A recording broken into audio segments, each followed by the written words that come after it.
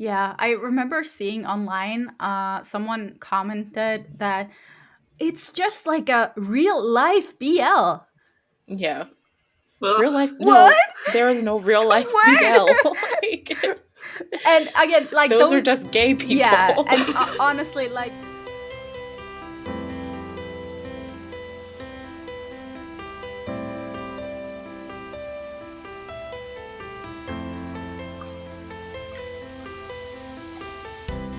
hi guys, welcome to LoveCast, Boys Love Podcast. I'm your host Pixie, and with me are my co-hosts Alexa and Kayla. Hey. Hello. Today, we're discussing a topic that might be a little controversial, but we feel that it's a very important topic to cover, and that's romanticizing toxic behavior in BL. But before we go into it, just a quick note about the content of the episode. This episode contains discussions about sexual assault, rape, suicide, mental illness, violence, emotional and physical abuse, homophobia, and death.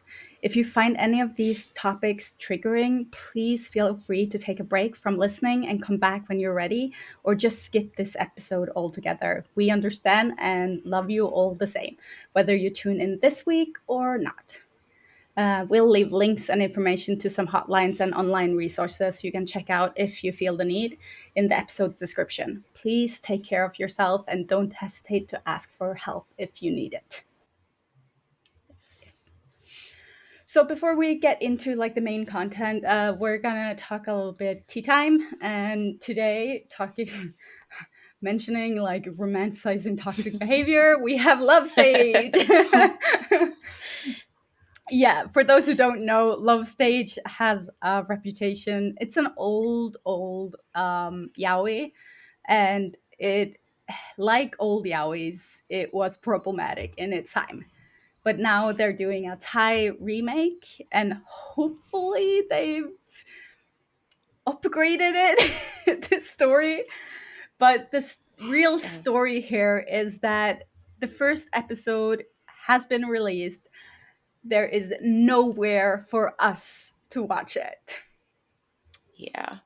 So, and this is like the second drama within the last week where this has been an issue, but specifically, I feel like a lot more people were looking forward to this one than um, the other dramas that had come out without subs. Mm-hmm.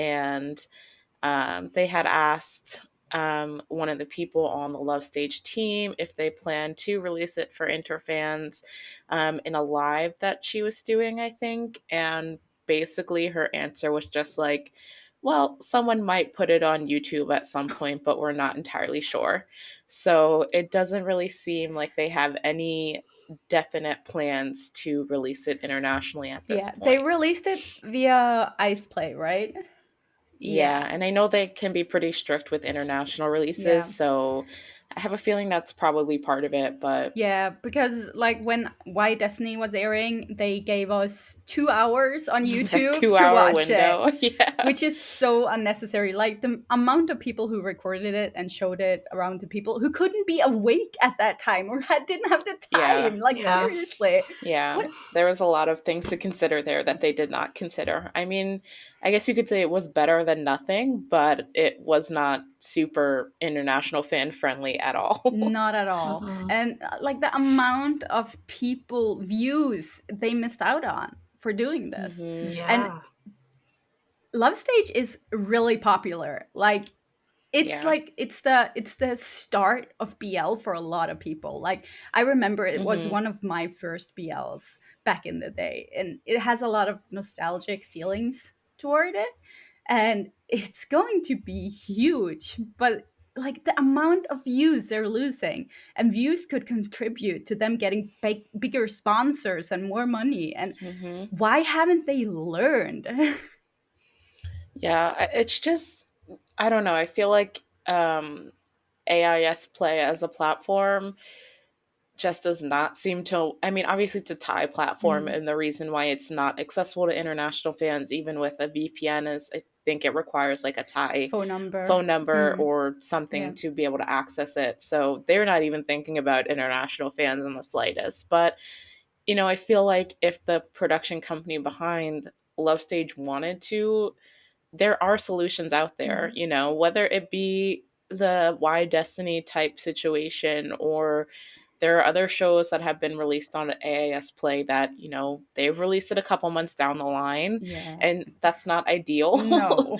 But at least it's like we know that they're going to have a release at some point. I feel like at this point it's just going to get picked up by fan Yeah. subbers, and 100%. that's what's going to Yeah, happen. and I mean, Yeah. fan subbers don't really have that much work to work with nowadays because everything is available to Most international things do That's get fans. true. subbed. Yeah. So them having the time to pick this up, yeah, they will do Yeah. it right away.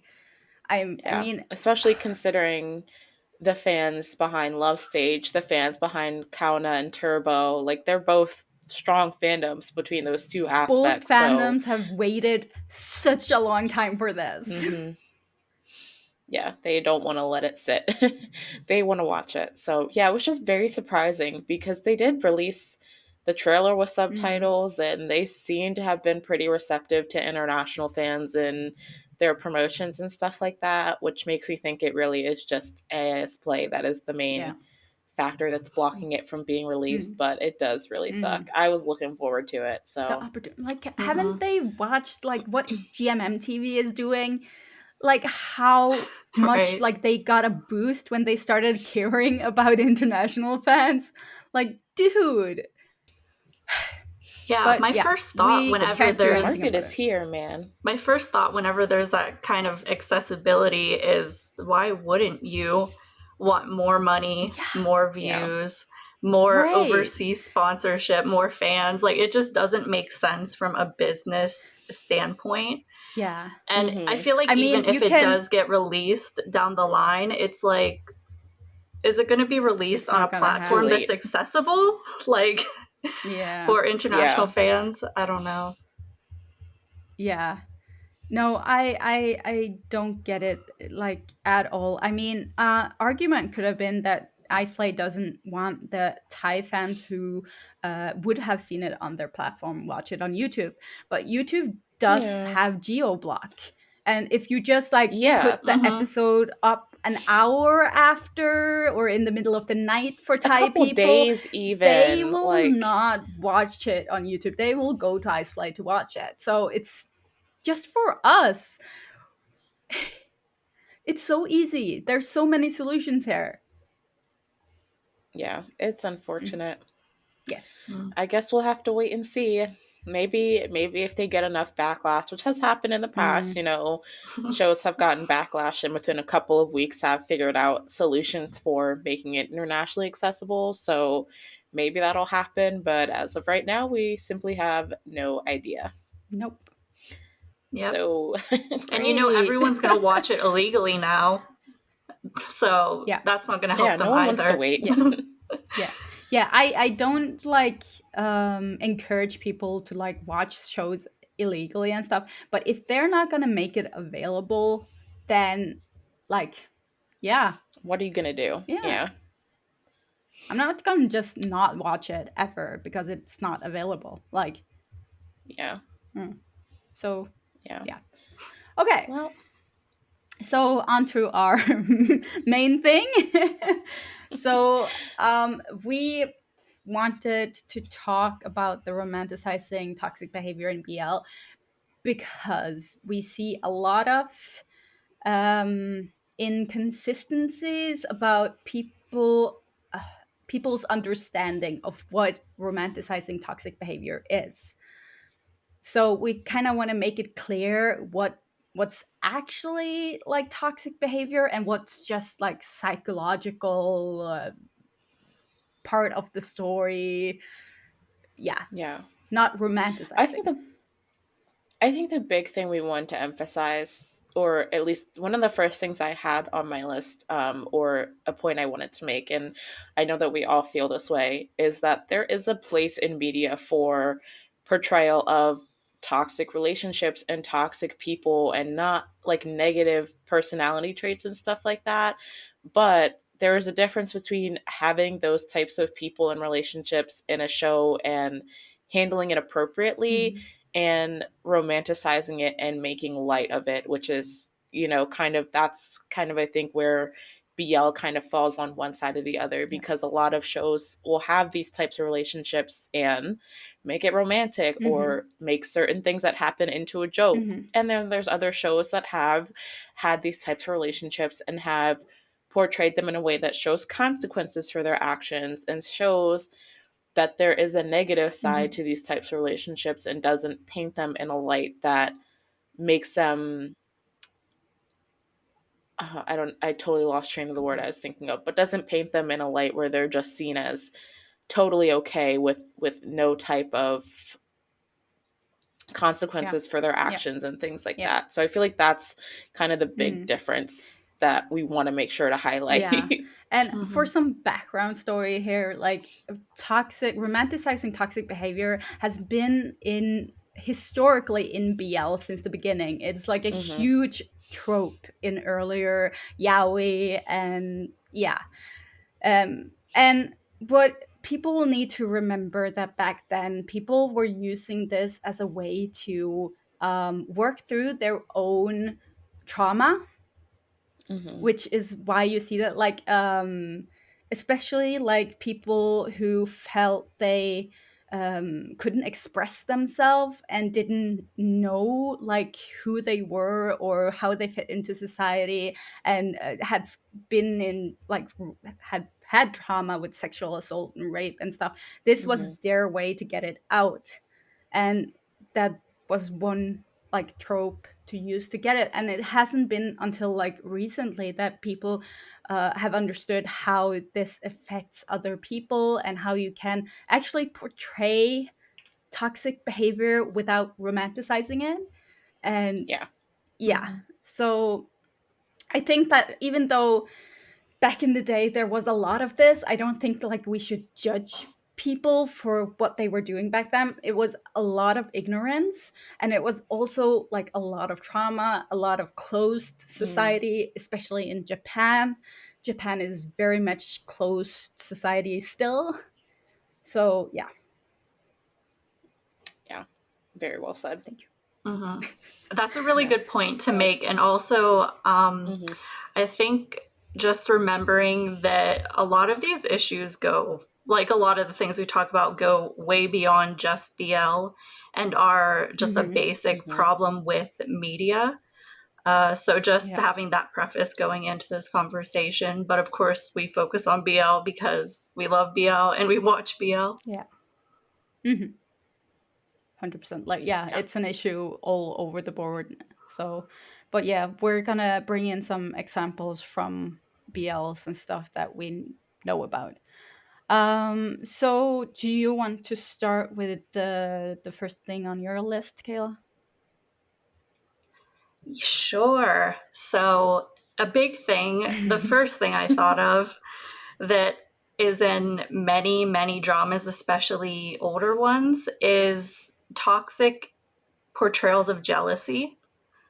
So, Mm-hmm. this is like Mm. when one character is being so possessive of another to the point where they get jealous when anybody interacts with them. So the Mm. main example I thought of for this one is Fa from Two Moons 2. And I say Two Moons 2 Right. specifically because Mm. Two Moons is like a blur to me. I don't remember what they did or didn't do in that series.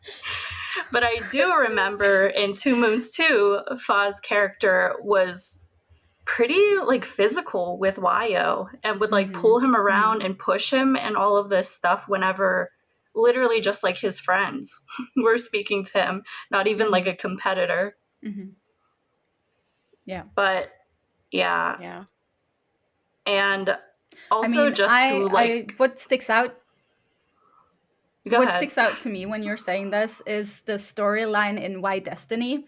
When oh, I don't remember the cute small one with the smiley face. I His would not be able to remember his name, Mon? but I Mm-hmm. know Is who it you're Mon? referring to. Was it Mon? I think it was Mon. Yeah, it's Mon. Sorry. When his boyfriend is going out and he's like, I can't stay out that long and he's not allowed to talk to, and he has to go wear ugly Yeah. clothes so that no one else Yeah. looks at him. Mm-hmm. And I'm just like, No. No, this is not Yeah. hot. It's not sexy. It's not cute. Please stop. It's stalkerish. Yeah. Yeah, like I I was thought gonna of say for some Bond from My Engineer, examples, and I'm like examples, one of them was dictating what they wear and them going out with friends and kind of mhm. being upset that they're just hanging out or like going to a bar. But I digress. Yeah. Yeah. Yeah, I definitely thought of Bond from My Engineer when we brought this up Yeah. because I feel like he is definitely a case. There were so many times in that show where, despite having the same conversation with Duen over and over again about how he needed to trust him, Mm-hmm. his lack of trust in Duen would always lead to him like acting very petty, acting angry with him for no reason and not explaining why, and then just, making Duen question why, what he had done wrong, when in reality it was Bon misinterpreting his interactions with the most random people.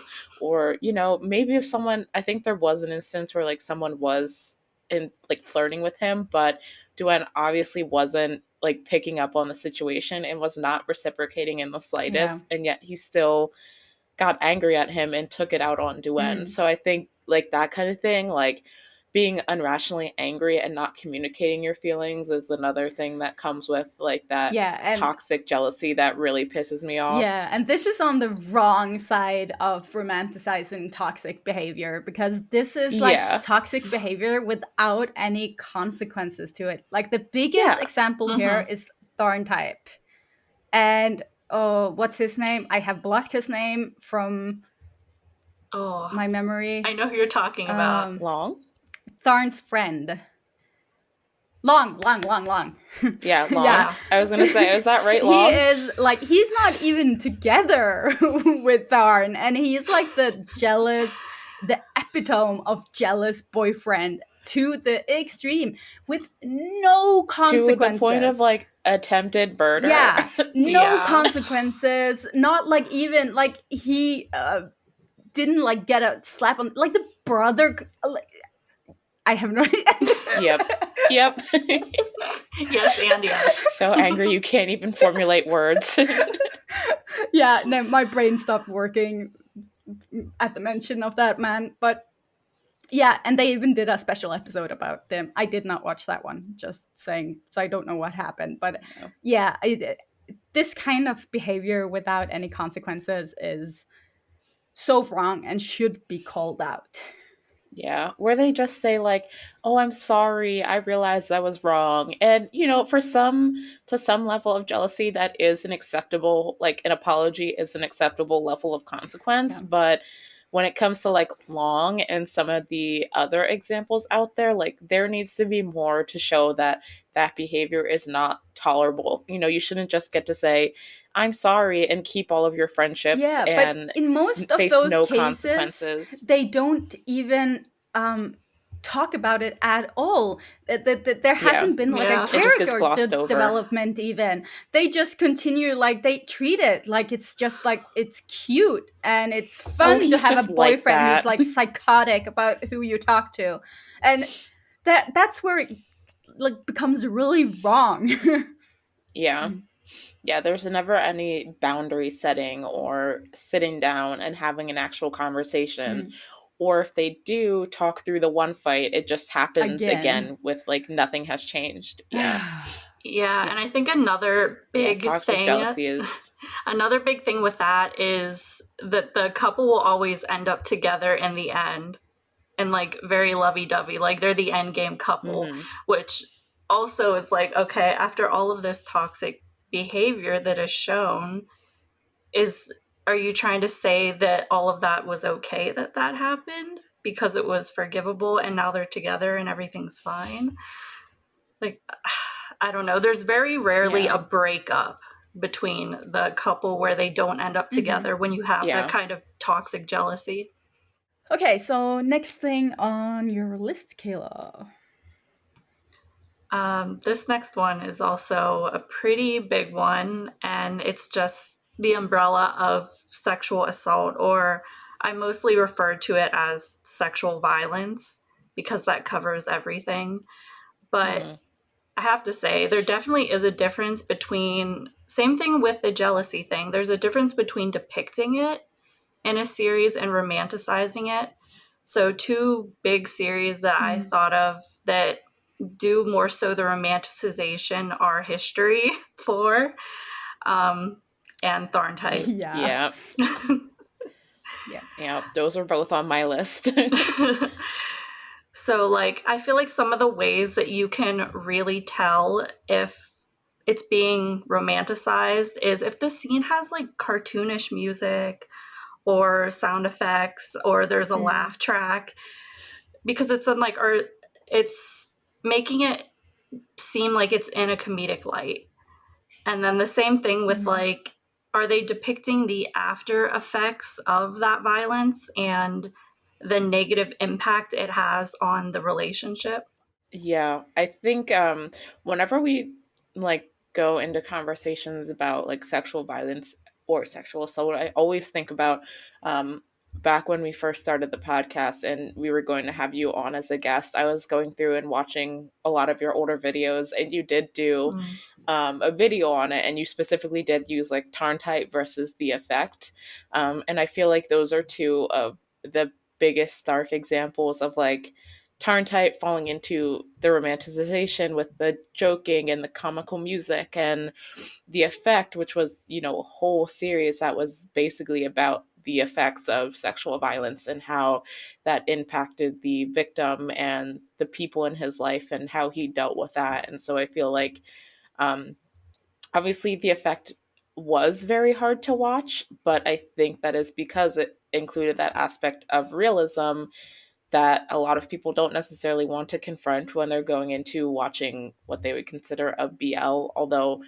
that was obviously not meant to be a romantic series. So, you know, there's some conversation to be had there. But it was very hard to watch, but it was because it took the realistic after effects and aftermath of sexual violence and depicted that in a way that was very real and raw to watch. So whenever we have this discussion, I kind of come back to that video when watching that, and you know, obviously you made some of the same points in that video that you said here, but I feel like that's always like a very good example of a portrayal that has not romanticized sexual violence in any way, shape, or form, Mm-hmm. and it's just been real with it.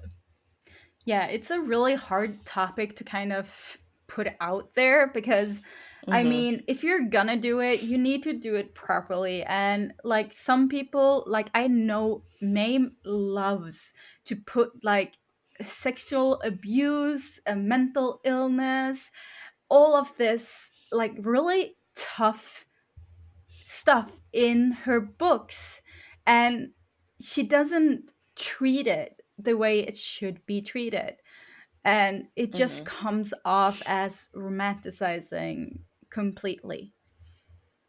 And like, Yeah. I'm talking from a person who likes Thorn type, but I can like something and not like agree with how they did it. Mm-hmm. Yeah, that's 100% valid, and I do think that there is something to be said for, like, we've had the discussion before of written work versus portrayed work on television and stuff like that, but I feel like overall Mame is an example of, especially when it comes to Tarn type, toxering transferring those toxic tropes from the book into Mm, media and not at all rectifying the content for a televised platform and for the audience who will be able to access it on hmm. television. So I think that's also something to consider as well. But yeah, she's definitely an example of someone who loves to include some romanticized toxic tropes in her works. Yes. And you can say the same about the scriptwriter from History 4 History and 4. Make Our Yep. Days Count, because like no matter how much I love Make Our Days Count, it does have some issues, like it's the Yeah. stalking, the forcing, and yeah, it doesn't really put any um consequences to Mhm. how thing is acting. and Yeah. he's not like, he's almost like predatory in the beginning. Yeah. Mm-hmm. Yeah, that was one that I really after we did our episode on History 4, someone had left a comment about how Ting was not that much different from some of the characters in History 4, and it like really made me think. I Hmm. was like, "Oh shit, you're Yeah. right." They're I love that Hmm. drama. I mean, I know it's a very loved BL drama aside from the ending obviously, but yeah, his behavior, especially early on when he was trying to pursue Yeah. Yushigu, was just not good It at all. wasn't. And I mean, like, Make Our Days Count came out at a time where there wasn't that much of a spotlight on these issues. So you can sort Mhm. of like forgive it. But History 4, who came out like In after, 2021. yeah, not okay. But it does show that the screenwriter is the actual problem there. Yeah, there's been no growth over the years. Yeah, no Yeah, and understanding of the that's community at all. yeah. Yeah, that's another thing to always consider. Like, obviously, looking at older media, we are going to have criticisms of it, but media, and this is like we said before, even going outside of BL into general media as a whole has changed so much, even from 5 years ago to now. Like, I don't know, a huge example of a television show that is not BL related that I think would never be able to go on the air now, but was huge at the time is Glee. Mm. So like this is something across Yeah. all platforms. Or it's like you think about stuff that aired even in like 6 years ago in 2015, 2016, compared to now, and it's just, you have to take the older works with a grain of Yeah. salt, but I think there is still a place for criticism in them. Yeah, I But mean, you can use them we as do consider. examples to what you're Yes. supposed to not do. And that doesn't mean that you need to trash the shows. I mean, like, you can disagree with how they do it and still like the show because it gives you nostalgic feelings and whatnot, but it doesn't Yeah, age well. exactly. Yeah, there's like a place for being able to criticize, but also understanding the time that it was made Mhm. and the way that media was being made at the Mm. time. So I think that's always important to note when we're talking about these kinds of Yeah, things. definitely. Mm-hmm. I also But yeah, want something I to mention I did reference this in my video I made back then, but there was a study in Thailand that was done where they surveyed university students, and one of the questions they mm, asked was what constitutes rape. And through the answers, mm, they found that licorns heavily influenced a lot of the misinformation that people had on sexual violence. So I feel like Yeah. that's just another indicator that media is very influential and what you're watching is very mm-hmm. influential. And it also points out that, like, when it comes to romanticization, this isn't just like a select group of international fans getting mad about it and virtue signaling. Like, Mm. this is a real problem that has been debated among Yes. Thai consumers of public broadcasting. Yeah. I When you're saying that, like, I remember we had like a talk 2 years ago or something about how in Thailand they had this own definition about what's rape and what's rough sex, because rough Mm, sex is such a thing there that for us it would be like a gray area, but I had like people arguing that that's culturally how, like, culturally okay there, like rough sex is normal, they like it's a thing. But I after that I was just sitting here and thinking, like, okay, is that something the men decided was a thing, yeah. or and just like True. women can't speak up, or the younger ones can't speak up, or like that's society, like, uh yeah, I mean, I understand that they had like all these arguments for rough sex and what it was, and like, it was basically like, even if your partner said no, it was construed as Like, yeah, they still wanted it. A no isn't a no. They're your partner, Yeah. so you kind of go at it Oh, roughly, and I hate that. and they like, okay, they're saying it's a cultural thing, but I think it's more uh well uh Patriarchy. like they need growth. Yeah, it's the patriarchy. Yeah. They need growth in the country, and the women aren't getting their voices out. So it's usually like the men, like. But I'm not saying I'm an expert at this. I have Yeah. never even stepped foot in Thailand. I will not put like my foot down on this at all. But yeah, I that's how that's the general thought that I got after that conversation. Mm-hmm. Yeah. I think, obviously we want to consider things from a cultural perspective, and we are all three people from Western society, Europe and America, who don't necessarily understand Thai culture to that extent. But there are some things that are black and white, and sex without consent, in my eyes, no matter where you're from, is rape. Mm-hmm. And that's something that I will stand by. And I don't want to disrespect the Thai culture and the meaning of different terms for Yeah. them, but I definitely think there are some things that have, when it comes to sex, there are things that have been normalized for the sake of men in the Mm-hmm. society and their needs in sex, and terms like rough sex and stuff like that, I feel like would definitely fall into that category, Yeah. because hearing, even if your partner says no, that to me is rape. Yeah. If your partner says no, that to me is rape, Mm-hmm. and that's something I will believe no matter where I go in the world. So Mm-hmm.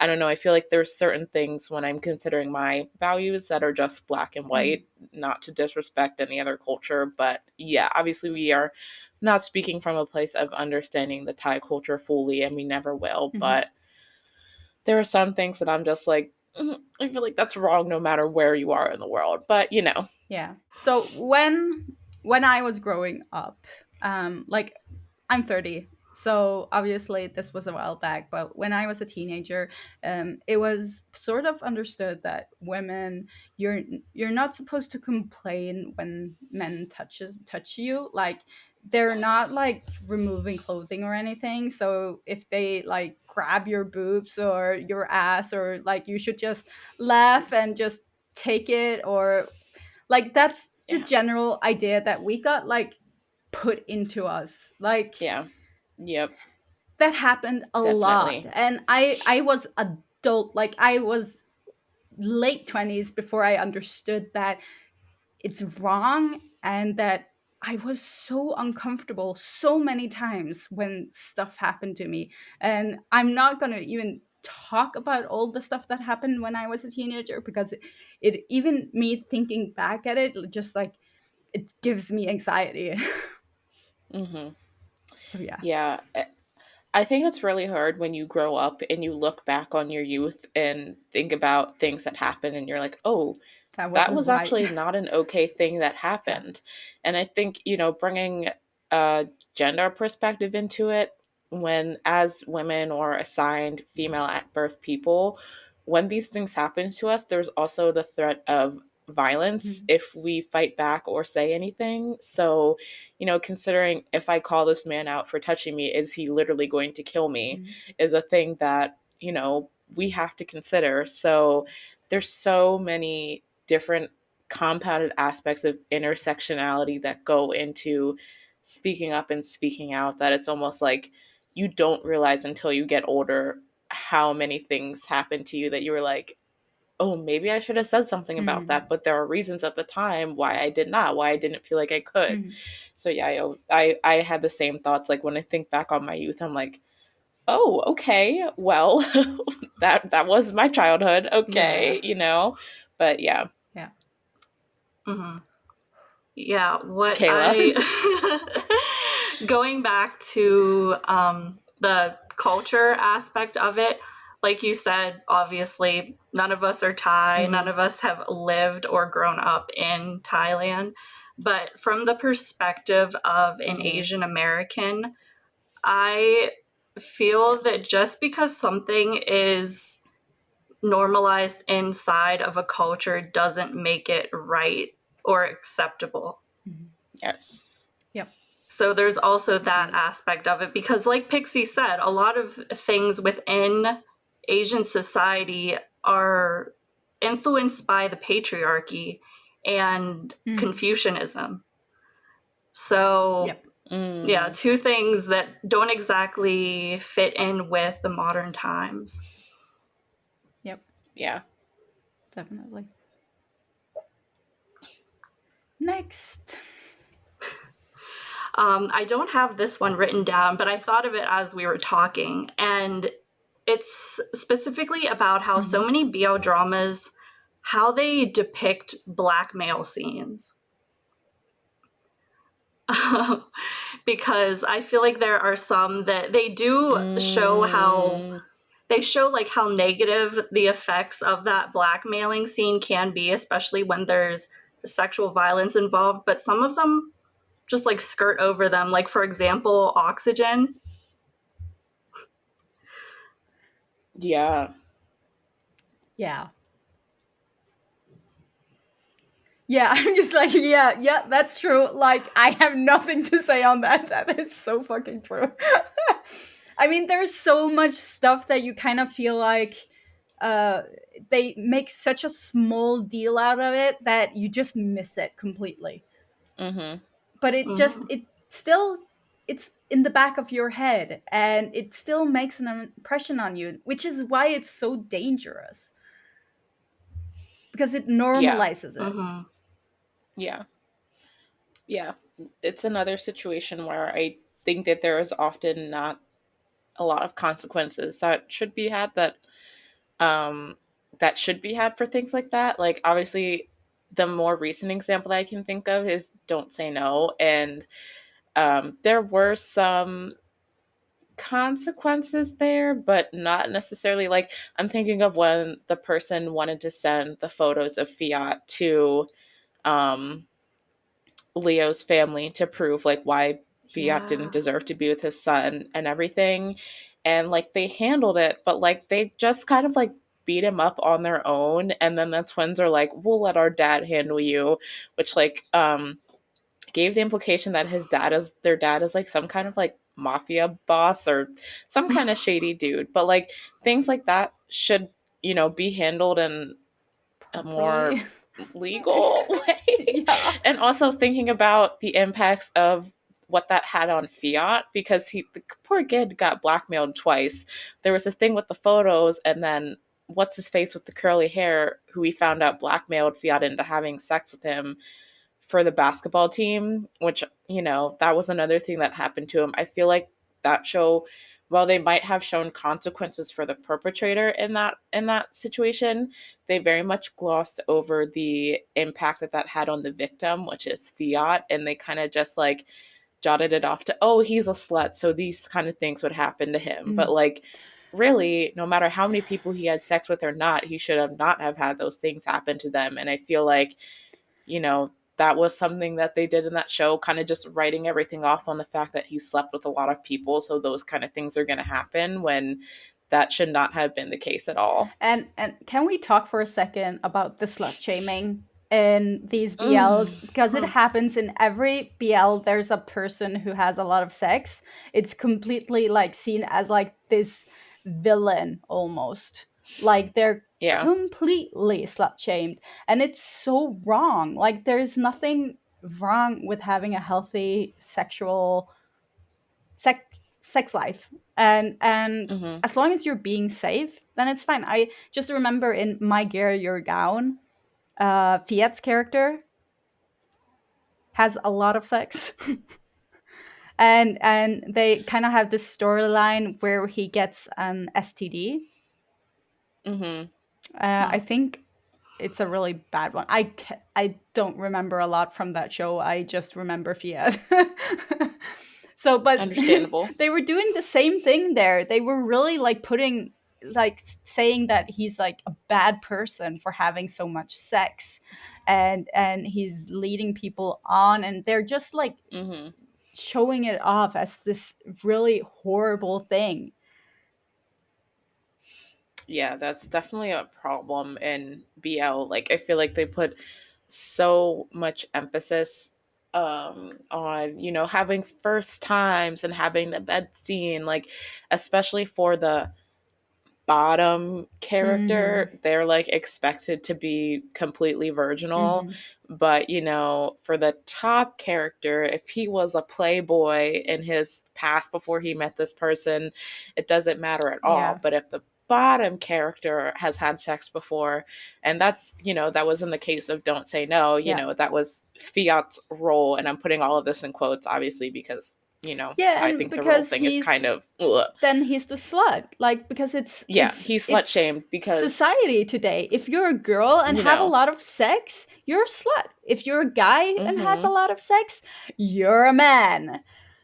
And that's Mm. also interesting because it kind of plays into tying the bottom character in Two BLs to being more females. Mm. feminine. And you Yep. know, they're more like a woman, so they shouldn't be having sex with a bunch of people. And you know, that I feel like that's a whole discussion that could be had about the weird genderization of top and bottom and BL and stuff like that. But yeah, that's definitely an issue. Yeah, like I Um, don't mind that the bottom character in quotes is like a virginal. That's fine. But if you're gonna um shame them if they're not, yeah, then then that's where Mm-hmm. the problem is. Like, mhm, if you're gonna tie these societal terms to those characters, it's it's so fucked up, honestly. mhm, And it's mhm, just it's the one thing we're trying to get rid of. And we're trying, like, it's the one reason why people have an issue with the terms top and bottom, even though the gay community, some at least, use them themselves, mhm, is because uh, some people in the BL fandom sees this top and bottom as a way to differentiate between, like, the mm, female gay man and the male gay man, yeah, to see who, yes, yeah. And then you're into objectifying and sexualizing and all of that. But yeah, the whole other yeah, waterfall of we've talked issues about that there. before. Yeah. Yeah. Do you have anything else on your list, Kayla? No, not really. Those are my main ones, were the jealousy and sexual assault. Okay. So I obviously, in discussing the stuff that was on Kayla's list, I covered a lot. I covered a lot of the stuff that I had in my notes. One of the things that I really wanted to touch on is how, kind of how we touched on before, about how you can clearly see the influence that media does have in real life. As much as we want to believe that people can separate what's happening and what they see in a fictional television show versus how they perceive people in real life, we know that's not the case. And I feel like in the BL fandom, a lot we've seen people taking, you know, things that happen in the BL fandom, whether it be, you know, having the top and the bottom and stuff like that, and trying to take that into real life, whether it be to the actors, commenting on random people's social media profiles that may happen to be, you know, LGBT couples, or just, you know, doing a video with another guy. You know, people would be like, wow, this is so BL type thing.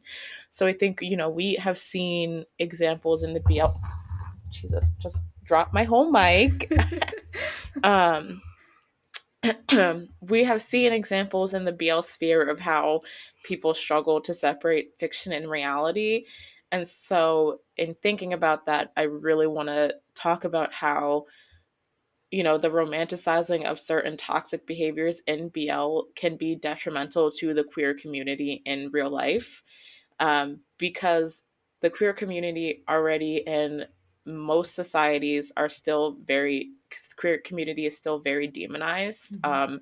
Gay men in particular are often portrayed as very predatory people. You know, they kind of will come on to you, and even if you're straight, if they want you type thing.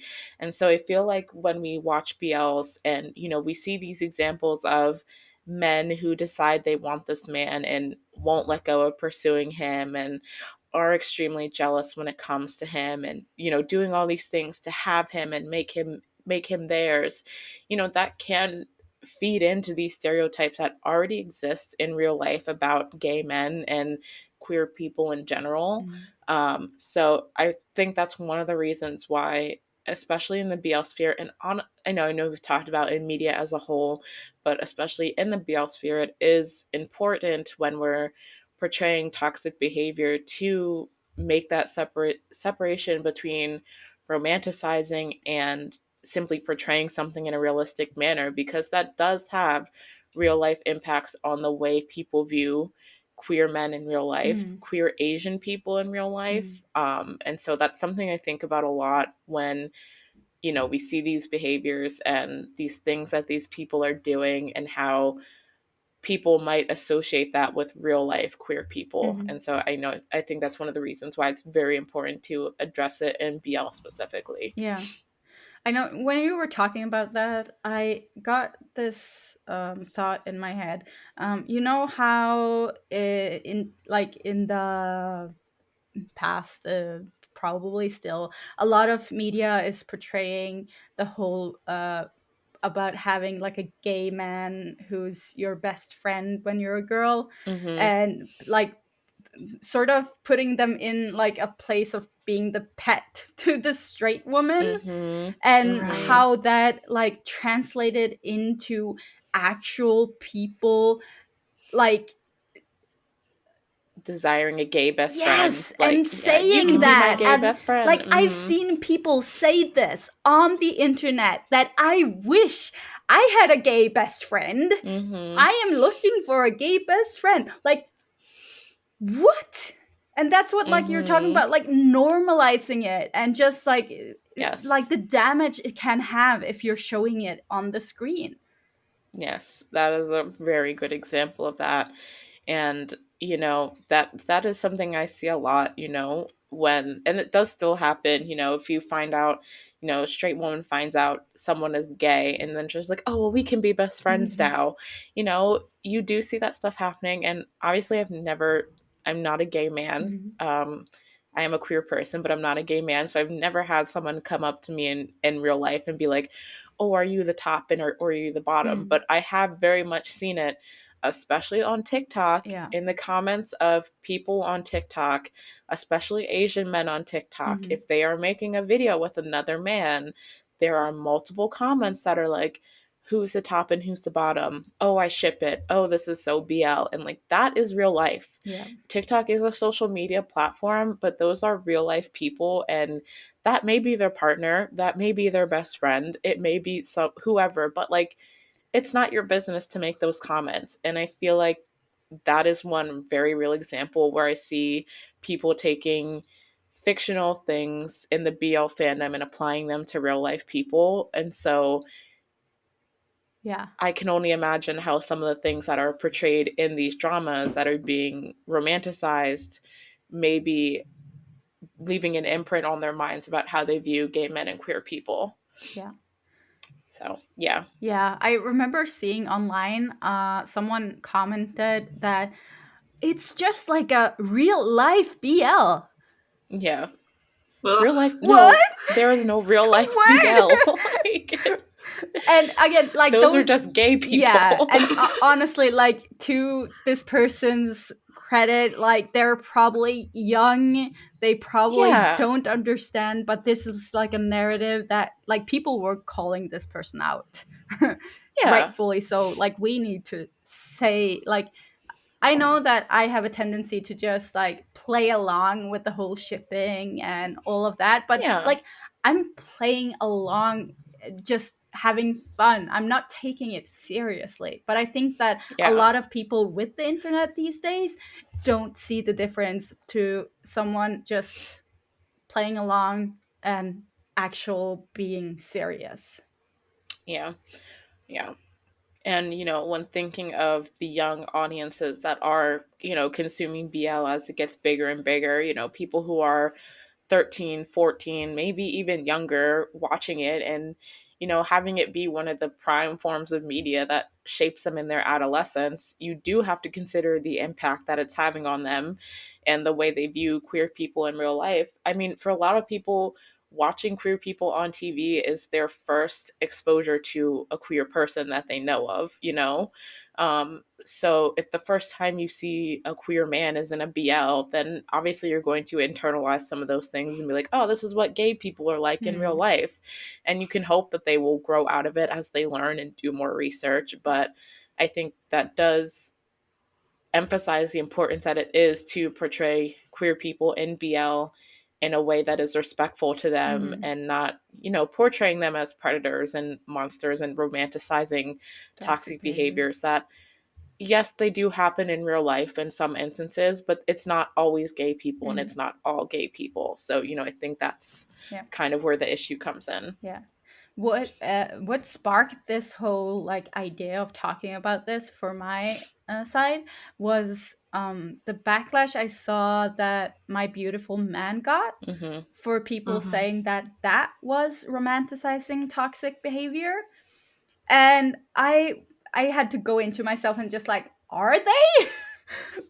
But no, I mean, they are not. And there's a real difference between them like having like this psychological issues and how they work through it, how they show it. It's clearly not okay. They're showing it like these two men clearly have issues, and it's not putting a pink bow on it, pretty music, and just glancing over the issues. Yeah. Which is why I think like My Beautiful Man did a really good job at like showing something a little less fluffy without it, like, because I think it doesn't like have a lot of skinship and stuff like that, but it's still not fluff because of the psychological aspects to it. And I think that we need more BLs that show more of a darker side of the world without having a lot of sex and kissing. Yeah. I mean, I don't mind the sex and kissing if they do it properly. but like we need some stories that actually have a story to it. Yeah. And it's just, for me, a lot of the BL that's come out lately has been very honestly boring. Even though it's not like fluffy or anything, it's gotten a little boring because they're not taking on like a topic that's a little more hard to portray and to do it properly. They're taking the safe route because they know that's going to get them views. So yeah. And we have seen so many fluffy BLs that have tackled hard topics in a way that is making light of them. So, I feel like that's really the difference between having a show that has depth in it for purpose and for showing the different aspects of those difficult topics and just throwing it in there for the sake of, comedy. I don't really know why they put these difficult topics in there just to, make light of them and stuff like that. But yeah, I think there is a place for shows with more depth and that tackle darker topics and boys love. And we have gotten a few, like My Beautiful Man is definitely a great example of one that's done it well. But yeah, there definitely needs to be more of it out there. My Beautiful Man is just such a good example because the way that they frame the toxic behavior in that show is great. Like, I always think of the scene where Hira, I think it is, he has this like vision of himself like shooting up the restaurant. And I'm like, stuff like that is so good because it really lets you see into his mind and not just have him be like this shallow character who is just, I don't know, being stalkerish to be stalkerish. Like, you see that his actions do have consequences. Yeah. And he has like a lot of mental issues and that he needs to overcome to even have a relationship with each other. Both of them do, honestly. Mm-hmm. So it's such an interesting journey just seeing how these two characters evolve over time. And like honestly, my only like thing about that show is that it should have been longer. Mm-hmm. Yeah. Yep. Well, if you want to see our full thoughts on what we thought about My Beautiful Man, we do have a review over on Patreon. So, short plug for the Patreon. It's over there at the LoveCast or tier and above. Mhm. So, we spent like 25 minutes basically going into more depth about what we briefly touched on Yeah. there. So, um, that's that. A quick plug for quick podcast plug in there. Um, but darling Heather brought something to our attention that we haven't touched on that kind of falls into talking about toxic behavior and romanticizing toxic behavior and calling out toxic behavior, and that would be call it what you want. Um, so, I think, and we've talked about the show before and how we feel about it, Mm. but there is something to be said for a show that kind of uses things that have happened to real people and really exist in the industry as a way to gain views. Yeah.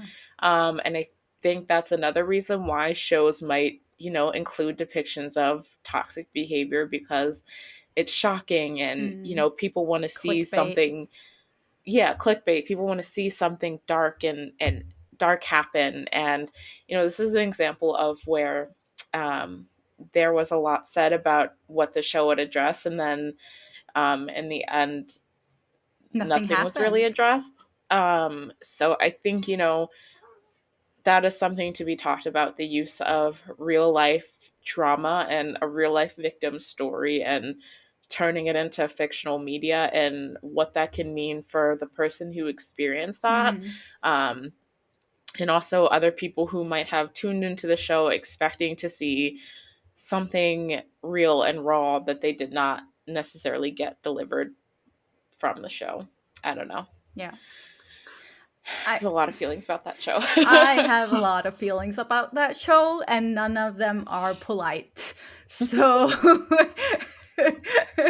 I will say this, that I do really think that not people uh though a lot of people are seeing that show as a call out to the dark side of BL, like they said it was, without thinking about how what it actually was, Hmm. which was a show to show a show that the director could like fantasize about his relationship to another man and put in the psychological trauma that one of his employees had on a different show, because the actor who had the trauma was like under like acting under him in that other show.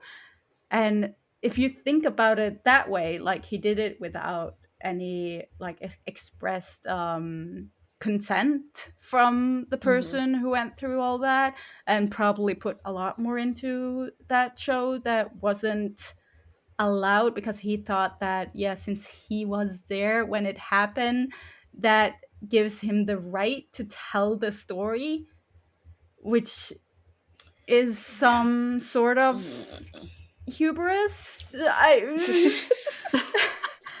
It's very Hubris. arrogant, and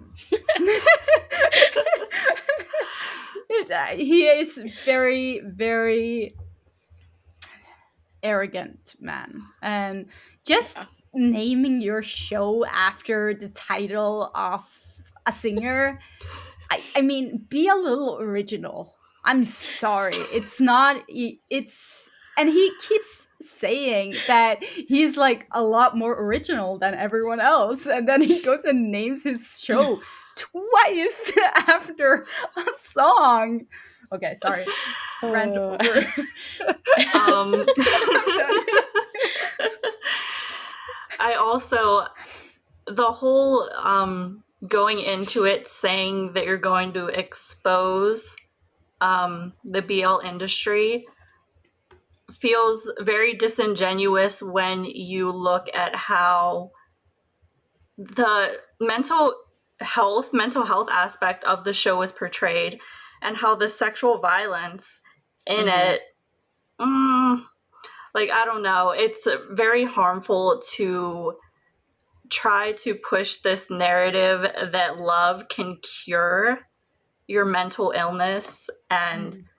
I hope that no one watched Mm-hmm. that and felt that that should be normalized in the slightest. Yeah. Yeah, that's just like type in Thor time. Yeah, we're going back to this.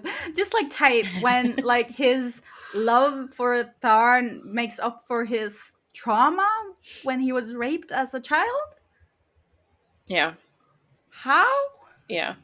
Oh, Yeah, this idea that love can conquer all and BL, like anything that they've been through, is definitely another thing that's heavily romanticized. Love can do a lot, but it cannot fix your trauma. yeah. And cannot cure your mental illness. And you can have a supportive partner who helps you work through those things, but your relationship alone is Mm, not going to solve those issues. yeah. And I feel like that is definitely something that it's heavily And romanticized in BL. Like, if I have this person, nothing else matters, it's kind of thing. really harmful too, because a lot of people in abusive relationship stay in Mm-hmm. those relationships Yeah. because their partner says, I love you, like everything will be Mm-hmm. okay because Exactly. I love you, I will beat the crap out of you, but I love you. Yeah. So yeah. A lot of these toxic behaviors, especially the jealousy, it's very much adjacent to domestic abuse and normalizing it, Hmm. which Mm-hmm. obviously, as we said, is very harmful to the viewer. Yeah. Yeah. And I do think a lot of the authors of these are doing it to work out their own trauma. But I do think if you're going to put it on the TV screen, you need to do something about that, because I'm Mm-hmm. fine with that being in a book because it's more like the fictional side of it. It's not like, yeah, it's harder to kind of how do I say that? My brain isn't working today, but it's harder to kind of think that a book is a reality, Mm-hmm. other than when you're watching a screen. It influences you a lot more when it's on the TV screen. Yeah. And there's a lot of Hmm. backstory to confirm this. Like, we've seen it over and over and over again. What you put on the TV screen actually does a difference. And I do, Yeah. like, I have an example for this. I remember when 13 Reasons Why came out, and people were Yeah. Mm-hmm. warning them to not put that suicide scene on that show because it will glorify it. And they said that no, we made it really gross, we made it really bad, like it looks really bad, it's fine. And they still put it out there, and you saw the aftermath, like the suicide rate went up, and to the point that they actually removed the scene afterwards. Yeah, they had to re-edit it Yeah, and remove it. Yeah. Oh, yeah. it's It's a tough. very graphic example. I almost forgot about how difficult that was when it came out. Mm, Especially considering people who already have suicidal ideation and could have been triggered by a graphic depiction of suicide. yeah. Making something graphic or gross does not necessarily not romanticize it. Hmm. But you know, Yeah, I yeah. mean, we should listen to the experts. And uh, BL, I think it's such a small part of the entertainment industry right now that you Hmm. don't have like the big people going out and saying like this is bad, like they did with 13 Reasons Why, even though they didn't Right. listen to them. But yeah, so we kind of need to, as a fandom, it, talk about these stuff ourselves and not just sit here and talk about fluff and how awesome everything is, because it's not good for the industry. It doesn't change anything. Yeah. Yeah. I feel like we have to look out for each other. And we have to look out for the younger people that are coming into the fandom, and the younger queer people, and the younger questioning people, and, just anyone who comes into BL, like, to learn and expect something out of it. I feel like it's kind of up to, older fandom voices to, I mean, obviously, there's a sense of it's not our duty to, like, um, to teach them Educate. Yeah. everything. But, I think we do have to look out for each other in these instances when we know there are things happening that aren't necessarily great for people to watch or good for people to watch, that we kind of have to be voices. And especially having a platform like this, we want to be voices where we create discussion and help people to see things from a different perspective. So, I think that is something, because BL is still so fan driven and there's not as much professional people viewing in on it, Mm. and it's very heavily driven by the fans still. We have to look out for each other and, help each other understand things, and, that's part of the reason why we do this, I feel like. Mm-hmm. Yeah. 100%. Yeah. Yeah. Yeah. Do you guys have anything more? Yep. Oh, I feel like we pretty much covered everything I had. Yeah. Okay. Then that's it for our episode this week. If you enjoyed this episode, please rate, review, and follow us on Apple Podcasts and Spotify. Subscribe to our YouTube channel, follow us on Instagram, Twitter, and TikTok, and share this episode with your BL loving friends. Did you know we have a merch shop? You can find it at lovecastpodcast.com. We have shirts, we have stickers, we have hoodies, just like the one you saw on Pan in our episode with him. I have one on right now too. Yes, It get just your came in the shit other day. together. Yes, get your ship together. And finally, if you'd like to support the podcast and help us to continue creating and releasing episodes, you can join our Patreon, where you'll receive exclusive access to extra content like Kayla's reaction videos, my audio chapters of BL novels, Alexa's character analysis videos, behind the scenes clips from interviews, and podcast recordings that didn't make it into the final episode, and more. Thanks again for joining us this week, and don't forget to jump into the Discord server or share your thoughts with us in the comments below. So until next time, bye. Bye. Bye-bye.